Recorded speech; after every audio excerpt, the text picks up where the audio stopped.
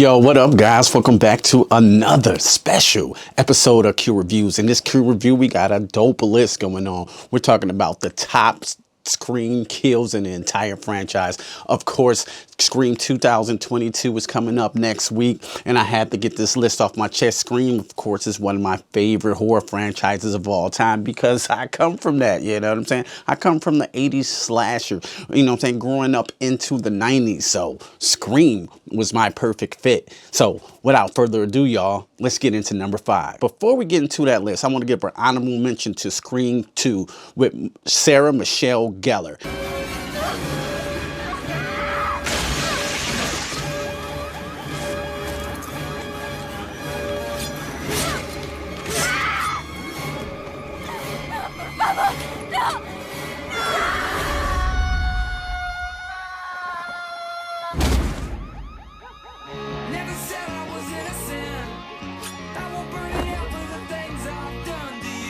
Now, she got stabbed up real good here in the back, and then she gets tossed off the building in a horrible, horrific death. But it didn't make my top 5 because this kill is almost a direct ripoff from Friday the 13th Part 4, the final chapter, as you see here. It's almost the exact same kill. You see what I'm saying? So that's why I didn't quite make my list. But now let's get on to the top 5 kills of the Scream franchise. All right, my number 5 favorite Scream kill comes from Scream 2, the Omar Epps kill.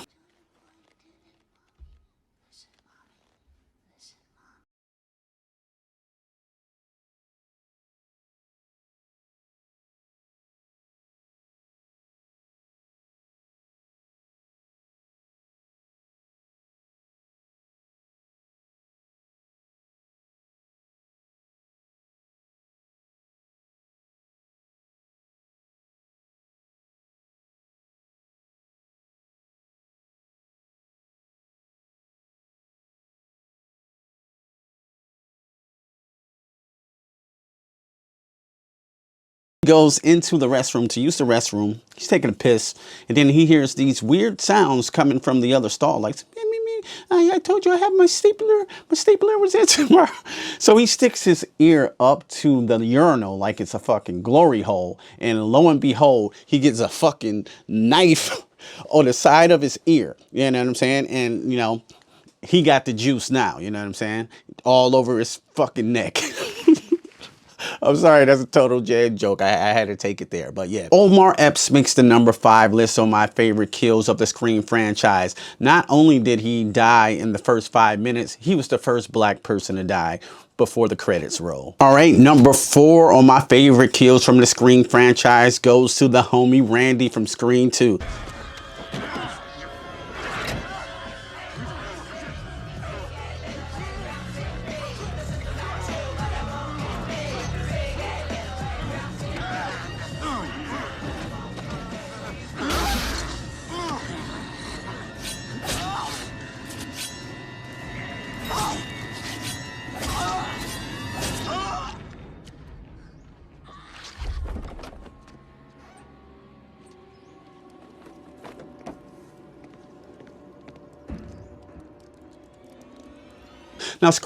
Now Randy was one of my favorite characters of the Scream franchise because Randy was really me. I was that nerd in high school who knew all about the horror movies, the ins and outs, the don't have sex, you know, don't drink, never say I'll be right back. So I was a big fan of Randy. You know, he was the super nerd. He was the guy like in Lost Boys who knew how to kill the vampires, that super nerd that knew everything. So I just knew he would survive Scream 2 in some type of way. But no, the middle of the movie, he gets killed in broad daylight. And which makes this kill so funny because it's kind of funny, but it's kind of tragic at the same time. You see these Cypress Hill kids doing their crisscross dance while he's just getting stabbed. They cheating the kill though. No, he kind of gets killed off camera with a couple straight stab wounds down, and then. But what I really like is the look of Ghostface as he looks into the camera and he escapes, and then blood's just dripping from the van, and Randy's gone. What a tragic loss. So that's why Randy makes my number 4 on my favorite Scream kills of all time. All right, number 3 on our list goes to Jada Pinkett from Scream 2.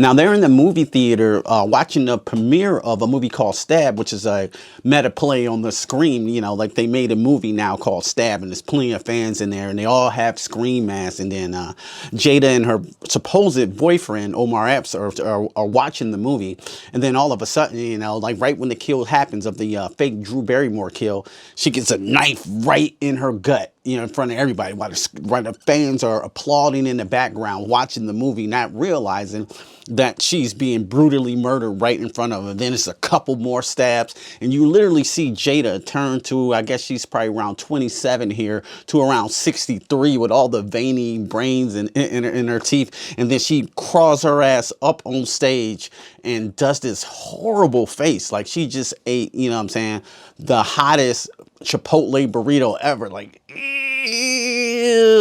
and drop.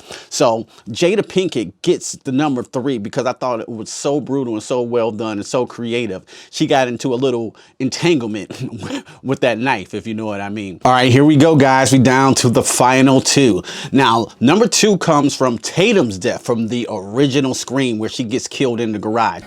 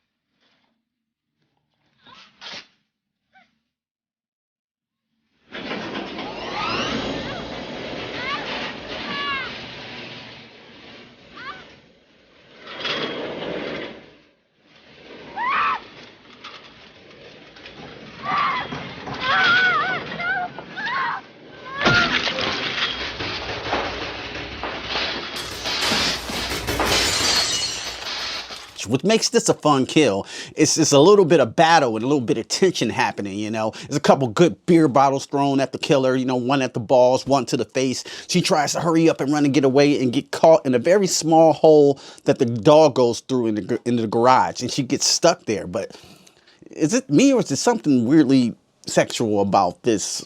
You know, her being stuck in that little hole there. But anyway, the killer hits the garage door. The garage goes up. You know, it's not quite going up because of her weight. Then he hits it again, and it goes all the way up, and it crushes her skull like a fucking grape. Now, I think this is the most goriest kill in the whole entire Scream franchise. The rest of them are pretty stabby, but this one was pretty fucked up and brutal. So that's why it gets the number 2 on my favorite kills of the Scream franchise of all time. R.I.P. Tatum. Here we go, guys. Numero 1 on my list of my favorite Scream kills of all time, of course, goes to one of the best kills probably in all horror movie slasher franchises of all time.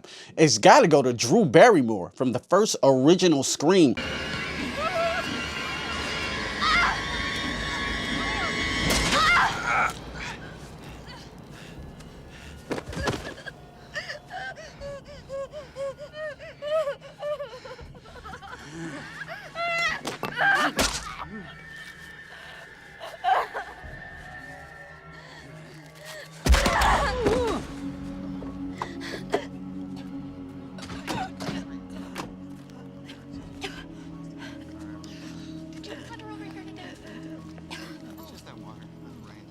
They look great, don't they?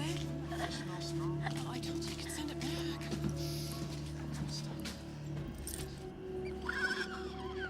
That whole entire intro, it's so brilliant, you know, because it starts off with your favorite scary movie. And that's in 1996. We didn't know what to expect then. I'm like, this is Drew Barrymore. She's a huge star. Like, you'll kill Drew Barrymore from E.T., the little girl, in the first 10 minutes of the movie. In the first 10 minutes of the movie, the killer just completely traumatized her, you know, about horror questions. Where she get it right or wrong? Did she live or die? She's playing the game at first, but then she finds out that it's deadly serious. And when she says, I want to know who I'm looking at. And then the chase ensues. And then after the chase, of course, good old the Ghostface catches her in her front yard, guts her like a fish from here all the way to here, and hangs her on a tree where her intestines hanging out. And her parents pull up to find their daughter hanging with her intestines out on their front lawn.